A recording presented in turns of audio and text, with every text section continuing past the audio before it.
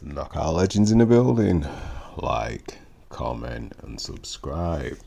So today we're going to talk about Dave Allen, the White Rhino, and basically he gives his top 12 fighters that he's faced either in a pro fight or sparring, and he gives his top 12 of the hardest punchers out of the ones that he's faced. Now he gives his reasons for putting them in the order he puts them down in. He's got the full video on his channel. I'm gonna do a breakdown of what he says, and you will actually be surprised at who is the number one hardest hitter that he has faced. Now, styles make fights, obviously, as you know. Certain fighters have different styles, certain fighters have different attributes, and they use them to their effect when they figure out their opponent when they're fighting. So this will play into whether you get hit or you feel the power, depending on how mobile you are, depending on how good your defense is, depending on how good you are at reactions and reading when punches are going to come, and so forth. So anyway, he puts number 12, Lucas Brown. He said he hurt him the least, but he fell into the trap that he couldn't hurt him because Dave Allen had a reputation as being a tough man, and I think once Lucas Brown realised he couldn't hit him, because Brown's a pretty big guy, obviously not that mobile, he just walks you down and plods along, and then after a while he gets tired and gets gassed because he's too big. And obviously the allegations of PEDs in the past and so forth, you know, he's not really how can I put it, a 12 round fighter or 10 round fighter. But anyway, he said he would rate his power as non-existent, but obviously that's probably down to Dave Allen being elusive and move and quick and getting out of the way, and he knocked him out in, I think it was the third round, so his rating's a 0. So at number 11 was Nick Webb, and he said he was a huge puncher, serious big puncher in the amateurs. He'd knocked out his last opponent, but he said within the first 30 seconds he knew he was going to win, and he'd give his punch power 2 out of 10 because he was a predictable puncher, so he knew when he was going to throw his big punches so he could time him, so he gives him a 2 out of 10 based off that. Then number 10 is Joe Joyce. He says he has a great jab, there's no tell, it's a popping jab, it's an annoying jab because obviously before you know it, it's there in your face, and you know, it's going to cause you problems and basically get in the way of the fight. So he said his right hand and his left hook had power. He sparred him in 16-ounce gloves. He's not slow, but he's not the fastest. But that's in sparring. But obviously, fight night's a different kettle of fish. So who knows? And obviously, I think you wear head guards in sparring. So he rates him a 3. So number 9 is David Price. He says he was a fantastic boxer and he surprised him.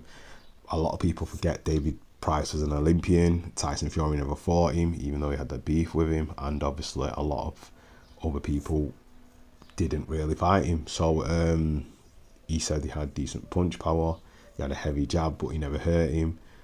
He's a crisp puncher, he paced himself on the night, didn't have him down as a big puncher, but he rates him a 4. So up to now we're seeing a little bit of a pattern where the guys that are pretty astute at technicality can set you up with a big punch, because it's always the punch that you don't see that knocks you out. So sometimes having heavy power and swinging and telegraphing is not good, because obviously they see the punch a mile away if they're a decent boxer, and they can counter, or they can catch, or they can avoid or block, or even brace themselves. So anyway, at number, he rated David Price a 4 for power, and then at number 8 was Usyk, and he said he's the only man to render him unconscious. He says he has his reasons why he got rendered unconscious. You can see it on the video.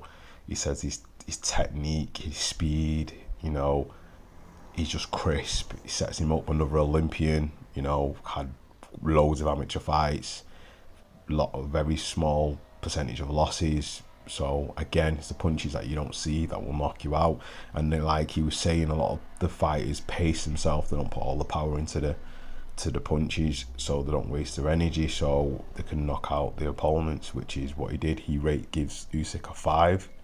So at number 7 was Dillian Whyte, and he said in the fight he didn't put everything into his shots. He paced himself, and the left hook to the head and the body when he actually sparred him were powerful and more powerful than in the actual fight. And then he realised that obviously he was pacing himself in that fight that he had with him. But he said in sparring he came at him hell for leather, and he was a serious puncher, very serious puncher. Well, we know that anyway. Look at the wars that he had with Derek Chisora, and then obviously knocked him out in the second fight. And just some of the knockout reels of Whites that he's got. You know, certain fighters are made for him. Lucas Brown knockout. Other fights he dropped Joseph Parker and so forth. Anyway, he rates Dillian Whyte at 6.5. Now number 6 is Luis Ortiz, and he said he had the speed and accuracy like Usyk. So the Cuban style of boxing, possibly similar to the Russian style of boxing, that, you know, moving in and out of range and hitting you kind of thing, using the jab and setting you up. He said he's the only man to hurt him with a punch as a pro. So I don't think it's a one punch. He said that Ortiz said to him after the fight he couldn't believe the shots he hit him with and how he was still standing. And he said he was resigned to go the distance with him because obviously he thought he couldn't hurt him. So a lot of people give Dave Allen his props because he can take a punch, but I think it's more that he's he's defensive in what he does, but he knows when to brace and when to get out of the way. But sometimes he just uses his head as basically as a guard and just takes the punch. So anyway, number 5 was Tony Yoka, and he said he had surprising power. He was good, accurate, crisp, another Olympian. He said he didn't think he was a big puncher. When he hurt him in the 10th, he said he was tired with the right hand to the top of the head. But again, it's always a punch you don't see that hurts you. And he rates him a 7.5. He said he sparred AJ a lot. He'd never been hurt by him. Probably took 30 years off his life, the amount of punches he took off him. He said he used to show off in sparring with Joshua in front of the Cordinas and the Fowlers. And basically, Rob McCracken, his trainer, said on fight night, he's a different kettle of fish in 10-ounce gloves. He's just a different person. And we saw that with Joshua, the switch flicks, and he's nasty, he's spiteful. Dillian Whyte fight, and Ngannou fight, certain other fights where he's knocked out his opponent spitefully. You know, what's his name? The American guy. Trouble Man. It'll come back to me, his name. Dubois is he gives Joshua a 7 to 7.5 rating in power. So Dubois is number 3. He's only shared 2 rounds with Dubois, and that's in sparring. He said he had a snapping jab, a ramrod jab. He said he'd rate his jab a 10. He had an incredible left hand, and his jab had power. And I think he rated Dubois as an 8 in power. So number 2, surprisingly, was Tyson Fury, and he said he had surprising power. Obviously, he's a 20-stone man. When he sits down and he punches, he can really hurt you. And he normally, when he'd sparring, he'd just be tippy-tappy and on the back foot. But when he sat down and went to the body, he had really powerful shots. Well, you saw that in the Wilder fight. You saw that in certain other fights as well. But a lot of that's down to when he fights in a specific manner or style. So at number 1 is Derek Chisora, and he had non-existent jab. His right hook, he said, was the most disgusting thing he had felt in his life when he actually hit him. When he got hit with the right hook, he was like, in the first 2 rounds, he said that basically he wanted to get out of there as quick as possible because he says he worries for Joyce on Saturday night because Joyce is easy to tag early. Even Usyk said it's the biggest shot I took, and it was an ouch moment because even though he had on the hardest, had on headgear, it's 2 of the hardest rounds he had in any fight or spar. He said he's a very strong, heavy-handed man, #1 for punch power out of all the fighters that he's faced. And that's not surprising because Chisora's style is sort of a kind of Joe Fraser style where he's bobbing and weaving and moving. And obviously Chisora's not as quick as he used to be. He's not as young, but when he was in his prime and obviously when he had his renaissance and came back, if he caught you and pressured you and got you into the corner, he would actually hurt you and knock you out. And obviously we saw of late certain fighters that, you know, Chisora should have got beaten by, he's knocked out. You know, he just knocked him out. So it just goes to show power is the last thing to go. And obviously if your style of fighting, because he's a pressure fighter, if you don't know how to counteract a pressure fighter and you let him press you into a corner, it could be an early night for you because if that's his style, he has to knock you out as soon as possible, because if he doesn't, then you know he's gonna gas, and if he gasses, then chances are he may get knocked out, just depending how tough he is. So do you agree with Dave Allen's list of where he puts the fighters, and is it surprising that Chisora is #1 considering how many fights Chisora has lost? A lot of times what people need to understand about Chisora, and I've said this before, people say he's non-existent, he's slow, he's this and that, but that's the boxing fans that are casuals. The thing about Derek Chisora, what people don't understand is Derek Chisora is kind of, in a sense, an old school throwback fighter, and he just fights, and his style actually shows you that. Now, there was a phase where Chisora was undefeated for a long period of time, and he went on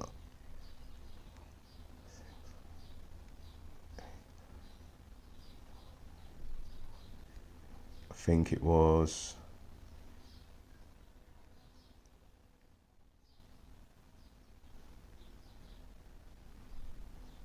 14 fight, yeah, a 14 fight streak until he come up against Tyson Fury, and then he lost by unanimous decision.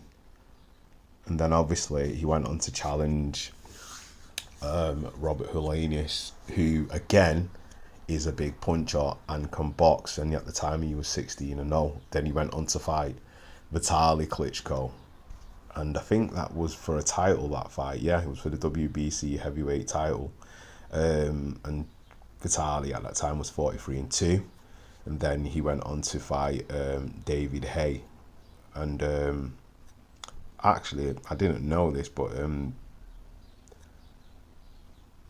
they were for WBA Intercontinental and WBO International heavyweight titles, which were both vacant, and that there was bad blood in that fight as well. David Haye was 25-2. I think he'd come up from cruiserweight at that time, and he got knocked out. But you know, it's what it is. But then he went on to have 5 straight win. Then he fought Tyson Fury again. Then he retired in the 10th round. And Fury at that time was 22-0. Then he went on again for another 5-win streak, and then he lost by split decision to Kubrat Pulev. I seen that fight, and to be honest, I thought he actually won that fight, but he lost, you know. So he won one fight, then he had the Dillian Whyte fight, and that was a split decision fight. A lot of people give that fight to Chisora as well, and to be fair, I am a Dillian Whyte fan. I'm not gonna lie, I like Dillian Whyte, I like his style, but the fight was close, so I can see for the other side of things why people would give it to Dillian Whyte. Then he went on to fight Robert Flipovic, and then he lost by majority decision to Ajit Kabiel. And of late we've seen Ajit Kabiel knock out an opponent in Riyadh. It'll come back to me his name. But anyway, then he went on a 2-fight win. One of the wins that he put people like knocked out, 2-fight knockout streak where he was Carlos Takam. So then he had the rematch with Dillian White, then got knocked out. Then he went on to beat Senad Gashi, Spilka by a knockout, and David Price, surprisingly. And then obviously went up for the Usyk fight, lost by unanimous decision. Again, I honestly thought he did quite enough to win that fight because he actually bullied Usyk for the first 6 rounds at the very least.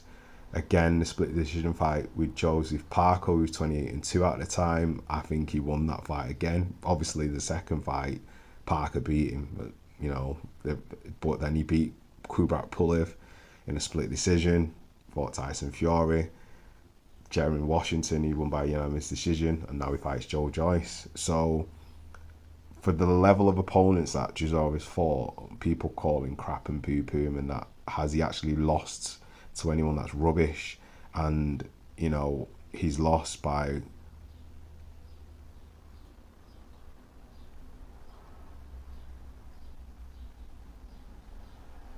ten of the fights have gone the distance, and he's either lost by unanimous decision or split decision, majority decision, and he's been knocked out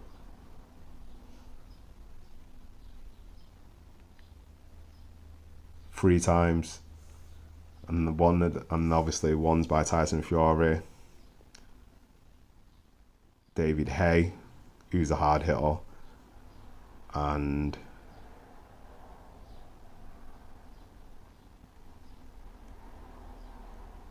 Tyson Fury, David Hay, and Dillian White.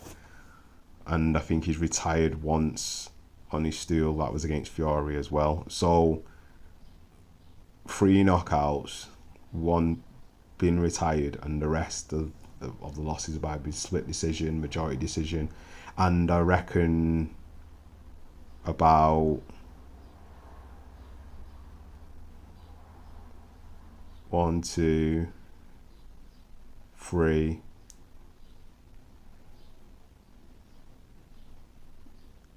I reckon probably 4 of those fights were contentious that he lost by split decision.